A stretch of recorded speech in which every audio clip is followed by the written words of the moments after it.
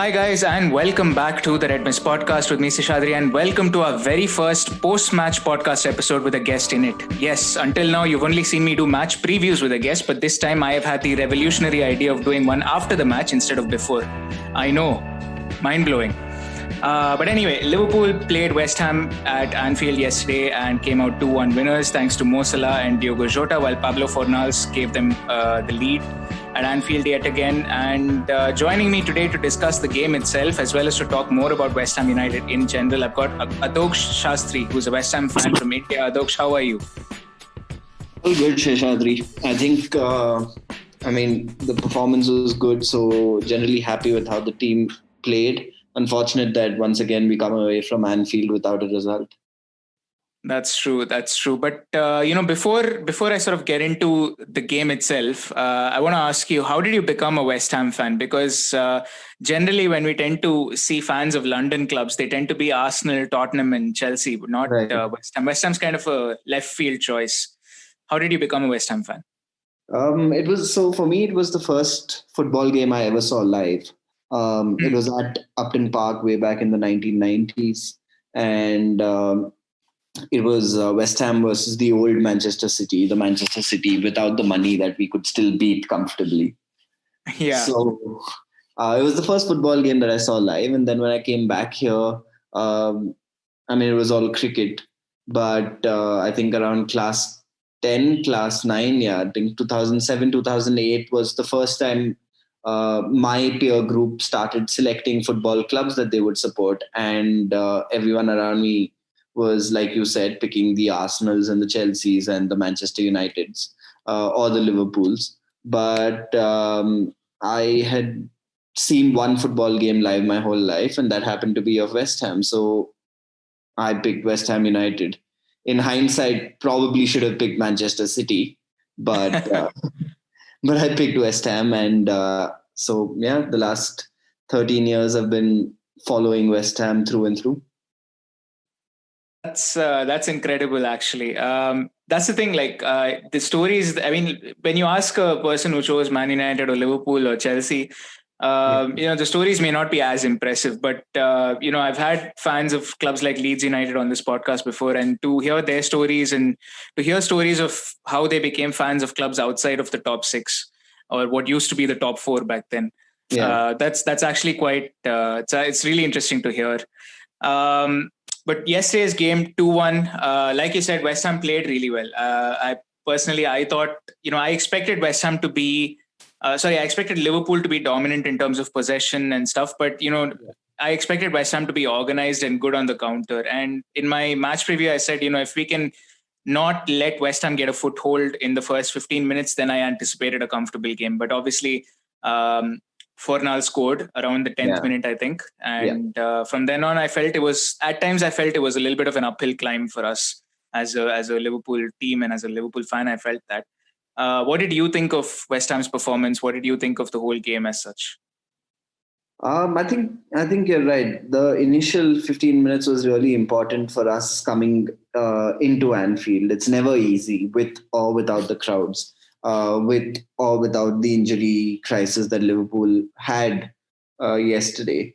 But we knew it was not going to be easy. It was really important for us to start off well, and I think Fornals' goal was so important in doing that. And we never would have gone into this game with a possession-based mentality. It was always going to be to have West Ham well organized at the back and hit on the counter.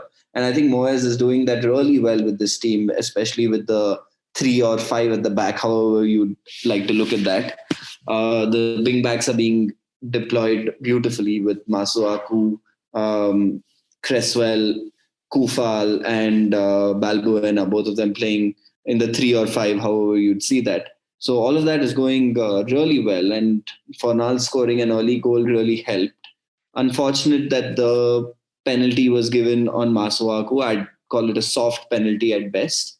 And after that, it was just a matter of holding on, I think. And taking a point away from Anfield would have been really good. But look, I don't know any team rather, which could have stopped or anticipated that through ball for Diego Jota to score.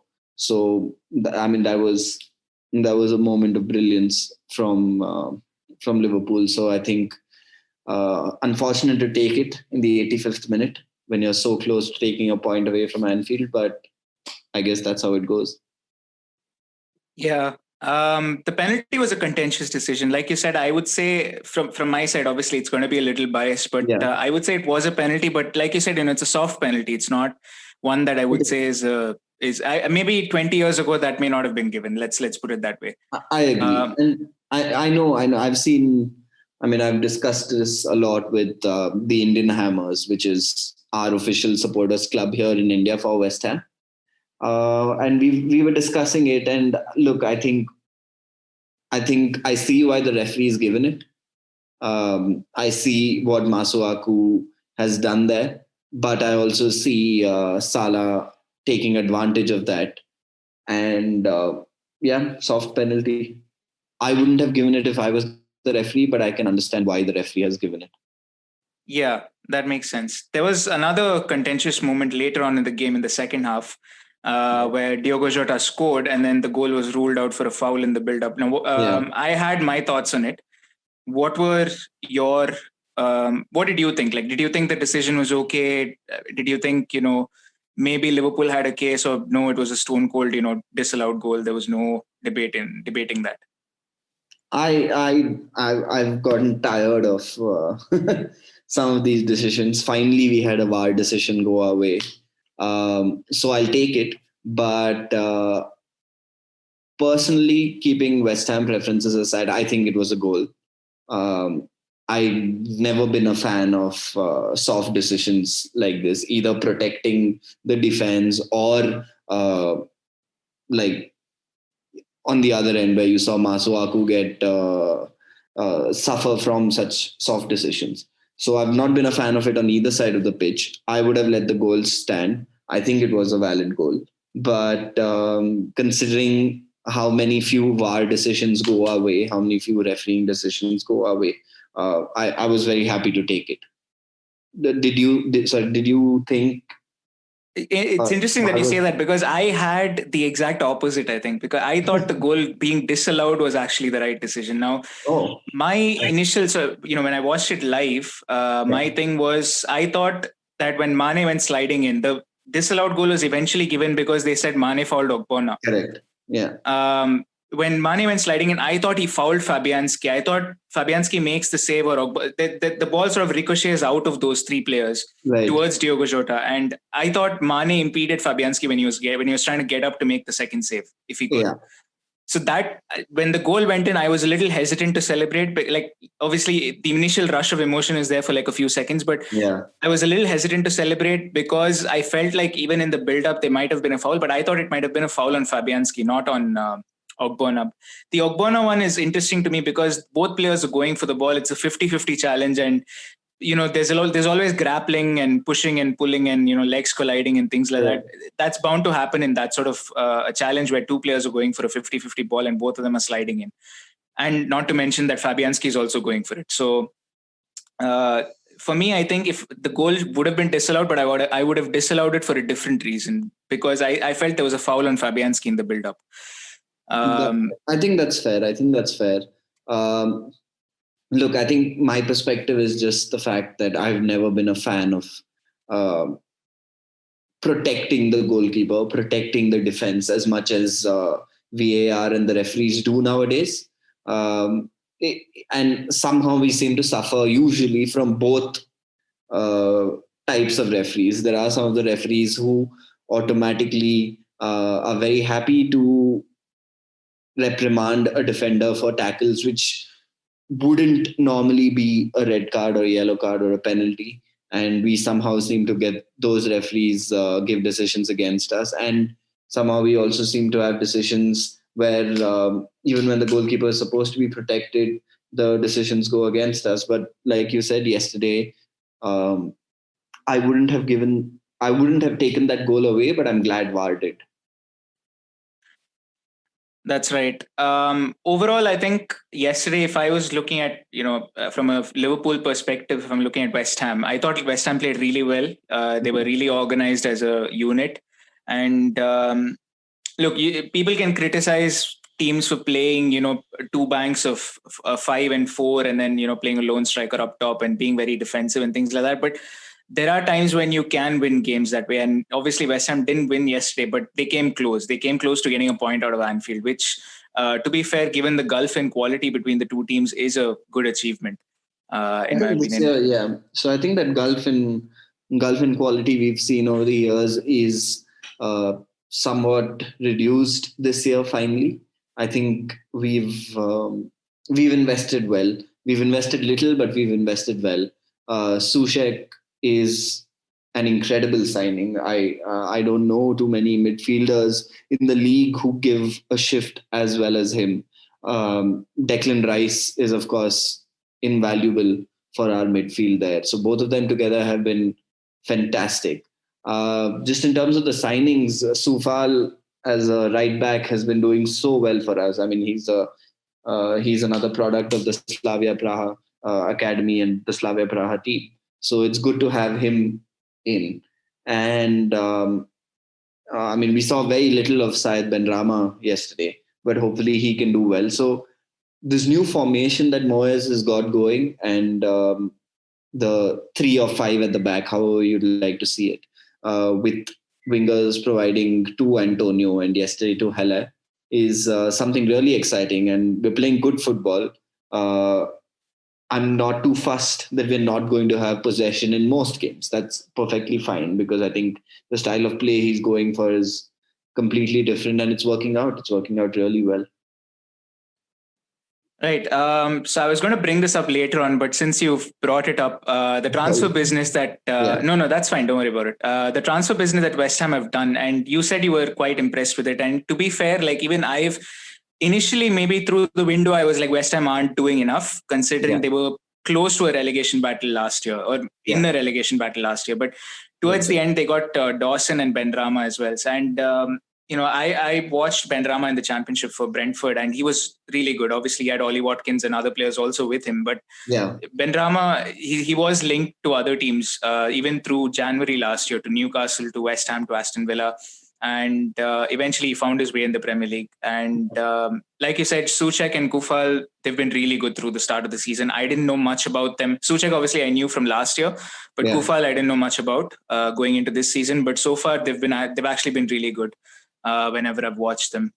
Do you think West Ham needed to invest a little bit more, maybe, or maybe do you see West Ham, if they invest a little bit more, maybe they can challenge the likes of Wolves and Everton for the later sort of Europa League spots, maybe, or something like that? To be fair, the only other position I would have really liked the board to have invested in was up front. I get what they're saying. Look, you have Mikel Antonio and you have a 45 million pound striker in Sebastian Haller, who's sitting on the bench right now. He played yesterday because Antonio's injured. And I think they've gone with the fact that Yarmolenko has played as a striker for Ukraine, and you have Jared Bowen, who also has played as a striker in the championship. So I think their thought process was that, look, you have 2 people who are recognized strikers. Antonio is a recognized striker now. He's just been converted into one, and he's doing also well. So I think the position of the board was, we don't need to invest in another striker, but I would have been really happy if we were linked to Josh King, right? And according to me, he's a phenomenal striker to have in a team like West Ham. He would have done what Antonio does. He holds up the play. He's physical. He's strong. He traces back. He defends. And he would have been a really good signing, according to me. But I think the logic behind not investing in a striker was that you have 2 strikers already, and you have 2 players who can play in that position. But again, I would have liked Josh King or another striker up front. That's the one thing I think we've missed out on. Makes sense. I think Michael Antonio yesterday also was quite a big miss. I feel like he would have given Nat Phillips and Joe Gomez more to think about than Sebastian Haller did. And his 100%. work rate, like there's a clear difference between Antonio's work rate and Haller's work rate. It's 100%. it's not even close. It's not even close, and I just don't get this because Allaire has his defenders. Even within, say, the Indian Hammers, you have a lot of members who've defended Allaire and said that, look, if you look at it statistics wise against minutes played and goals scored, he's there. He's on. I mean, he does deliver, but sometimes you need something more than a clinical touch. Sometimes you need more than great finishing ability. You need what Michael Antonio brings. And Michael Antonio may not have the best finishing ability, may not have the deftest of touches, he may not have the most beautiful of games. But what he does to a defense of the other team is he rattles them. He holds them up. He puts them under pressure every single time. Every loose ball is chased down. Every misplaced pass is converted into an opportunity. And you just don't see that with Allaire. And he has his chance now. Antonio's out for what, 4 weeks, 6 weeks, however long he's gone. And all you need from Allaire is for him to put in a shift, and somehow he just seems disinterested every time he goes out to play. Right. I think Antonio is just out of the three of them who can play strike. I'm not counting Jared Bowen because he's kind of established himself as the right winger of West Ham. So out of the three of them, Yarmolenko, Haller, and Michael Antonio, I would say Michael Antonio is easily the best out of the three of them for the role that David Moyes requires his strikers to play. We talked about transfers into the club. One of the stories of the summer was the departure of Grady Diangana from West Ham to West Brom. Yeah. And, the negative reaction that it caused within the club, both amongst fans, amongst players. Mark Noble came out with a tweet. So do you think, and that leads me to the larger question, we can talk about this in isolation, this summer transfer window in isolation, but it leads me to the larger question. Are West Ham fans in general, are they happy with how the club is being run? Because in the past, obviously, even earlier this year, before a home game against Southampton last season, there were protests, against the ownership. So are they happy with how David Gold and David Sullivan are running the club? Look, I think fans of any club are always wanting more. I don't think there is a single fan club or a single fan of any football club in the world that says, hang on, I'm happy 100% every season with what my board does. There's always issues. You can be a Liverpool fan and you have issues with the board now and then. Manchester United fans, with all the money that their board spends, still has issues. Chelsea fans had an issue with Roman during a period of time.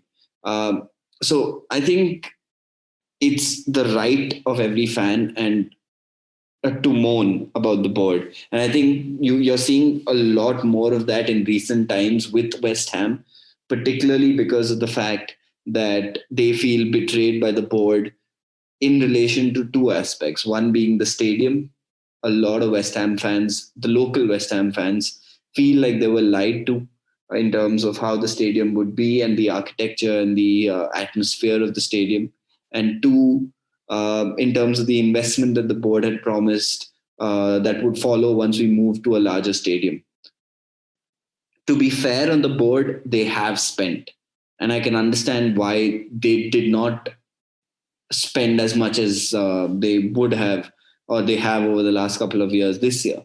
Because when we bought in Pellegrini, if you remember, we spent quite a bit of money in giving Pellegrini what he wanted. David Gold and David Sullivan stepped away from recruitment duties. There was a director of football bought in, Mr. Mario Huislos, who was in charge of bringing in players. And there was upwards of 100 million, 130 million spent over 2 years. And that's big money for a club like West Ham, who, unlike Liverpool or City or Chelsea, are not playing in European competition. So they're not bringing in those additional revenues, right? So it's understandable that they can't keep going and spending 100 million, 130 million year on year. So personally, I'm not too disappointed with how the club is run. Yes, of course, losing Upton Park was a terrible decision. I will never agree with it. But I mean, it's done now. You have to move on. You have to make the London Stadium your home. And the only way you do that is with performances like this. And the performances this season under David Moyes have, barring that one Newcastle game on opening day, the rest of them have been phenomenal. We've won against Wolves. We've won against Leicester. We drew against Spurs in one of the most thrilling games I've watched in a while. We drew against City, and both against Arsenal and Liverpool. I felt at least a point was warranted by those performances. We lost those, but it's okay. I mean, if you're going to tell me that your losses are going to be from Arsenal and Liverpool, and you're going to win against Wolves and Leicester and draw against Spurs and City, I'll take that. So fans will continue to mourn regardless of what the board is doing. Definitely, there is a situation for the board to do better. There's always going to be that situation. The move to London Stadium has not worked out right now, but hopefully we can make it our home. Hopefully we can buy the stadium eventually. I'm saying 10, 20, 30 years down the line, when they finally realize athletics is not going to bring in the money they think it will, and then convert it into a real football stadium, which, quite frankly, it is not today. Yeah, I think that's a fair way to put this situation. That's a fair way to put a. I can't speak English apparently. That's a fair way to talk about the club situation. Now, outside of, I'm not a West Ham fan, so I don't know so much of detail about it. But from the stories that I read, and you're sort of just reading what they say in the papers, really. And the first game against Newcastle, you mentioned that, and the performance was so abject. It was so disappointing. And honestly, West Ham made Newcastle look like prime Barcelona that day. You've played 4 out of the top 6, and then you've also got Leicester and Wolves, who are no slouches either. They both play in the Europa League. Leicester nearly got into a Champions League place last year. Yeah. So I thought, West Ham were doomed. I thought, I said, by the time they play Liverpool, if going into the Liverpool game or just after the Liverpool game, if they are nowhere near relegation, I thought that would be success. But right now you're 14th in the league as of this point, and this was when I checked during the Everton Newcastle game. Yeah. So no, I agree. I mean, it's a successful season so far. Saying the same thing that, like you, when we saw the fixtures list come out, I was 100% sure of the fact that we will be in a relegation battle by the time this Liverpool game came about. I was 100% sure, because I mean, you look at that fixture list, you're playing Arsenal followed by Leicester, followed by Wolves, followed by Spurs, then City, then Liverpool. I mean, those are games most teams will not be taking anything from. And I remember, I think internally in the Indian Hammers, we had just shared notes on how many points we all think West Ham will have after the first, what has it been, 7 games? 7 games, I think. And I think my prediction was 7 games. 7 games, yeah. And my prediction was we'd have 3 points by the time we've reached this Liverpool game, by the time we finish the Liverpool game. So I'm incredibly happy that we have 5 more points than those. We've had 2 victories and 2 draws from teams I would not have expected results from. And I'm really happy for David Moyes, because look, this is a guy who has been brought in twice to save us from relegation. And he's done that twice. So quite frankly, just on a principle basis, he deserves a full year shot at trying to show what he can be. And let's not forget the past. As an Everton manager, he did wonders with that team. He really turned Everton into a proper Europa League challenging 5, 6, 7, 8th place team. And that's not an easy job to do, right? He did that. And sure, things didn't work out thereafter. But I don't think any manager would have done well in replacing Alex Ferguson. I don't think that would have happened. They would have been unhappy with anyone who filled in that role. So it's good to see Moyes being given another shot. It's good to see him being given a full shot because he's saved us from relegation twice. He saved us from relegation when Bilic left. He saved us from relegation when Pellegrini left. And both times, I think he's done enough to show that he deserves the full job. And it's good to see him do well. It's really happy. Yeah. David Moyes, though, do you think he's a long-term solution? I know he did a good job at Everton for all those years, but do you think he's a long-term solution for a club like West Ham? I think he can be, right? Because the only thing I want from West Ham right now is 5-6 seasons of mid-table mediocrity. Look, it's very easy to say that we should be challenging for Europa. But how are you going to do that? That requires substantial amounts of investment by the club.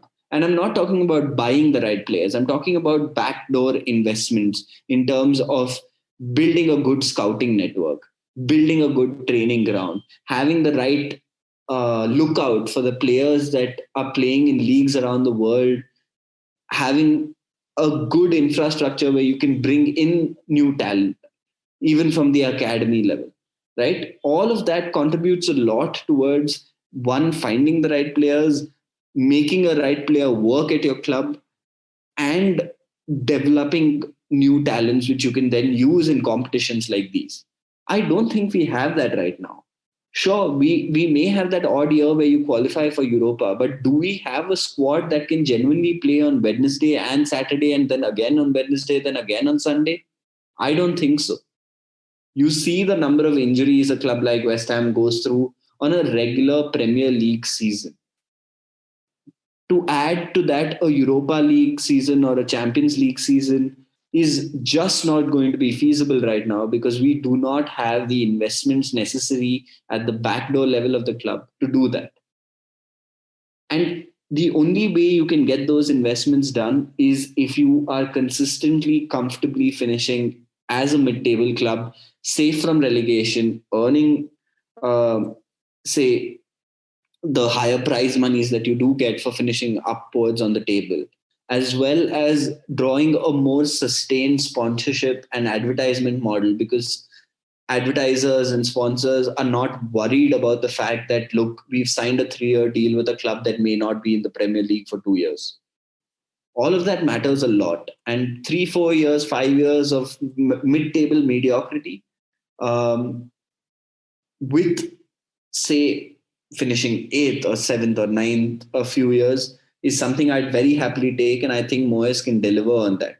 And what that will also do is make the club sustainable, make it a good place for players to join without them having to worry about them having a break on their contract, them having to play in the championship the following season.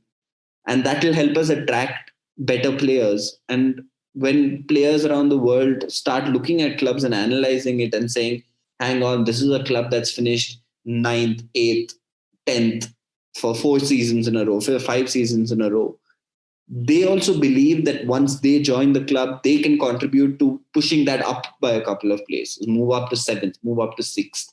So it's a long-term project, and I think Moyes is a good foundation for that. That makes sense. I think stability is the key for a lot of clubs if they want to sort of move from that. Like you said, if they want to move from what is possibly a relegation battle, move upwards to mid-table, and then maybe look for Europa League later on, and then Champions League overall. I think stability is important, and David Moyes, I think in that respect, he does have a good track record when it comes to that. Building a club and making them into Europa League challengers or Champions League challengers. The other thing I wanted to talk about, something that came up in the last few weeks, Project Big Picture. Yeah. As a West Ham fan, what was your opinion on it? Because West Ham in that proposal was one of the 9 clubs which would have got the I guess the veto power, and one of the 9 clubs who could have I guess they would have benefited from what I say is a power grab, even as a Liverpool fan. And Liverpool also would have benefited if that had gone through as is. But so, as a West Ham fan, do you think it's good for football? Do you think it's bad for football? What was your opinion on big picture? I think it's absolute bullshit. I think it's the worst possible idea to try and dilute this game. Um, Look, I don't care about the fact that uh, it gives West Ham better opportunities or better voting rights or whatever it is that they were proposing to do. But I don't think any club should have more than any other club in the Premier League. There are 20 clubs there, and each of them should be given an equal opportunity, should be given an equal vote, should be given an equal voice. You can't just determine it based on how many years you've survived in the Premier League. It makes no sense because today a team from the Championship can come up and win the league tomorrow. That's what makes the Premier League beautiful. That's what makes it one of the most watched leagues in the world, because you don't have a situation where one team runs away with it for years at a stretch. We've had that in the past with United, I know. But today, there is just something so open about the Premier League that something like the Leicester story makes you wonder how you can not be in love with this game. Leicester made you fall in love with football because of the fact that they were not expected to win. And I don't want any situation where any proposal is passed which would give, say, the six big clubs or the nine big clubs or whatever you call them, the nine longest surviving clubs, more powerful than the rest. I don't like this concept of a special voting rights for nine clubs that have the longest continuous membership of the Premier League. That's absolute bullshit. Every club that's there this year is equally entitled to be there. And just because you've stayed here longer than someone else should not give you the opportunity or should not give you more rights than anyone else. Because you're looking at that list and you have Tottenham, you have Arsenal, you have Chelsea, you have City, right? And I think United. Those are your traditional big six. And it's very easy to see what they are trying to do. They're trying to protect their position in the Premier League. They're trying to make sure that they are safe, they are secure, they are more financially stronger than the rest of the other teams. And they already are. I don't know what they want to do to ruin this game. And I think I was deeply disappointed by the fact that they even proposed the idea. And I'm very glad if it gets shut down and nipped at the bud. I think it has got shut down. I think the opposition from fans. Yeah, sorry. That's good. I didn't know that. It's No, the thing is, I think there was opposition from fans across across the footballing world. Even fans of those big six were against it. Which I'm sure, absolutely, because no fan wants this, right? And look, it's not a Liverpool supporter's fault that his club has gone and done or proposed this, or a United fans issue. I'm sure they don't want it either, because there is a thrill in watching your team play the way it does against the oppositions it does in the fair environment that we have today. And I'm sure all of us want that. So it's really good that football fans united on this and hopefully shut it down for good. Yeah, I mean that's very true, and I think you mentioned Leicester. I think that's one of the key things that big picture would completely negate. You'd never have another Leicester story, because essentially what this is doing is making sure that the title basically rotates within six teams. Yeah. And it's not like you said, there's never going to be another Leicester story. And there were so many things in big picture. There were so many good things as well, but there were so many bad things in terms of, they had veto power over potential takeovers at other clubs, which means if that had happened, maybe if suppose big picture had passed a few seasons ago, we wouldn't even be talking about the Saudi Arabians trying to take over Newcastle United. So it's just, and the irony of the whole thing is Man City at the end is supporting a project which would never see another Man City come about. And it's really unfortunate to see that happen, because you're looking at clubs like Man City and Chelsea, even, for example, who weren't as successful as they are right now without the foreign investment that came in. And for these clubs to themselves be supporters or promoters of an idea such as the Premier League big picture is something I could never get on board with. You have Newcastle facing the issues that it is facing even today without big picture. They're still not getting their approvals through for the Saudi Arabia investments. And whatever the reasons may be, to stop or to restrict any team from receiving funding to make them a bigger club is something I can never support. Absolutely. And finally, just to end this, what are your expectations going forward into this season? I think what would be a successful season for West Ham? Last year was, a relegation scrap, which they managed to survive, obviously. Yeah. But what is your expectation this season? Because last season, I felt like West Ham, for the team that they had, they underperformed. And I really thought West Ham should not have been anywhere close to a relegation battle. Now, I'm not saying they should be near a Champions League place either, but I would have said at the start of last year that West Ham could easily finish top 10, maybe top 12 for sure. What are your expectations for this year going forward? Yeah, I think you got that right. We started last season on the back of a Pellegrini's first season in the Premier League with West Ham. He had finished 10th in his first season, and we'd got all these big name players in. We had Felipe Anderson, we had Yarmolenko, we had Sebastian Haller, we had Pablo Fornals. So you had a lot of big names in there. So it was absolutely shocking to see the team fight out a relegation battle. This season, like I mentioned, mid-table mediocrity. That's all we need. A calm year where you're not fighting relegation. And I genuinely see that happening. I don't think we will be in a relegation battle this year, the way we're playing, the way the players are getting along. And unless there is a mass casualty in terms of injuries, with this team, I don't see us anywhere near the bottom half of the table. 14th place right now, with having played 6 big teams in our 7 games, is something I'd very happily take. But, it's West Ham. It's very, very possible for them to go beat Manchester City and go beat Liverpool and then go lose to Fulham or an Aston Villa. So we have an easy lineup of games now. I think in the next 5 games, United are the only so-called big opposition. We have Leeds, we have Fulham, we have Aston Villa, we have Sheffield United.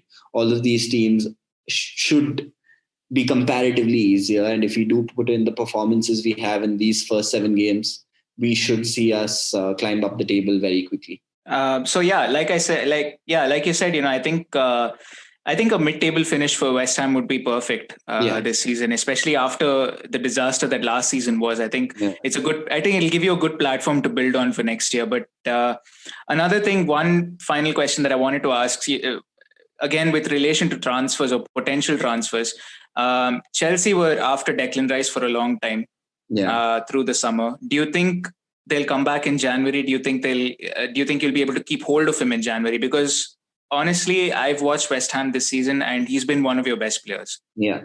Do you think West Ham would be able to keep hold of him? No, I don't think so. I mean, how long are you going to hold on to him without the team itself playing in the Champions League or the Europa League, right? Look, I'm sure he wants to stay. This is the club that he grew up with. He, in terms of his academy growth, he's been developed by this club. He's been nurtured by this club. He loves the club a lot, but he is one of the best players in the world right now, right? And if the club itself does not play in the Champions League or the Europa League, I don't see him staying back. As much as he loves the club, it would only be fair for him to move on and play in greener pastures. So I think it's just a matter of time. I do not think he'll be sold in January. I don't think the club will entertain any bids for him. I'm 100% sure they will give him a bigger contract, a longer contract sometime during the course of this season, just to try and hold on to him. But I think we're all very resolved to the fact that we have probably one more season of Declan Rice, or maybe, if we're lucky, 2 seasons. but I don't see him staying here long term without the club itself magically making it to the Champions League or the Europa League. But what I don't get at all is what these so-called Chelsea fans on Twitter and Instagram put out on, say, some of our posts saying Declan Rice is coming to them, and they somehow seem to brag about the fact that their club has more money. That's not football, is it? I don't think any football fan should be proud of the fact that any club is just bullying its way through another club. Sure, transfers happen and transfers will always continue to happen, and good players in smaller clubs will eventually move on. We've always had that. We've had that with Dimitri Payet. We've had that with Tevez was a unique situation, but it did happen. We've had that with Lampard himself. So I think Chelsea fans on Twitter at least need to calm down. This has nothing to do with football. You're a richer club, and it's not something they should be proud about. We beat them twice last season, and they really need that defensive reinforcements that Declan Rice will give them in midfield. And I'm sure he's going to move eventually. But just for the stick that we receive from Chelsea fans, I'll be more than happy if he goes to any other club in the world. Yeah, no, Chelsea fans can be... they can be like that. I mean, I think every club has that fan base, especially when you go towards the top end of the table. Yeah. That subsect of the fan base is always there. But I think the 13-year-old on Twitter. I don't know. It's just, they just, I don't know if they're actually that young or they just act that young or that silly or whatever. But yeah, West Ham United, the Academy of Football, obviously Declan Rice is the next name in a long list of legends: Rio Ferdinand, Frank Lampard, Joe Cole, Michael Carrick, Glenn Johnson, so many more, and people like Mark Noble as well who've stayed with the club. Oh, absolutely. I'm glad you added him to that list, because most people forget the fact that he's the second longest serving single club player in Europe right now.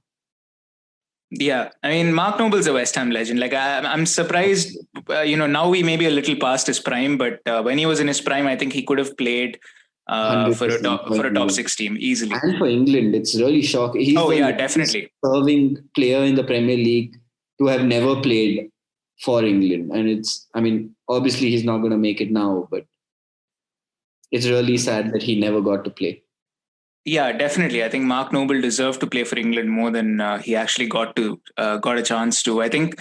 But yeah, I mean, it's been really nice to talk to you about West Ham United. A lot of insight, a lot of stuff I didn't know personally. I think that's what a fan brings to the show. It's very different to have a fan of another clubs that I might not know much about. But yeah, it's been really nice talking to you. It was a good game yesterday as well from both sides. Yeah. I know a lot of people will say, West Ham played defensive football, negative football or whatever. But to be fair, if you're a fan of football, there's no right way to win a football game. That's so, and personally, I don't mind a team playing defensive football. Like, if some teams are just built for that. Some teams, when you play a certain opposition, you have to play that way. It's just something that teams have to adapt and do. And if you're the opposition, you have to adapt to that kind of football. So I think that's what makes football really nice to watch. It's the contrast of styles, contrast of players, and things like that. But thank you so much, Adoksh, for coming on today. It's been really nice having you. Same here. Thank you so much for having me on. It was really nice. No problem. Absolutely. But yeah, thank you guys for listening as well. We're reaching close to 1,000 listeners on the podcast. So yeah, I mean, it's been this is the 26th episode, and close to 1,000 listeners is pretty decent for me. But yeah, I'll see you guys next time for the preview of the game between Atalanta and Liverpool in the Champions League. We're traveling to Italy, not an easy place to go to. But yeah, I'll see you guys back for that. But until then, goodbye, good night, have a safe week, wherever you are. And I'll see you guys next time. Goodbye.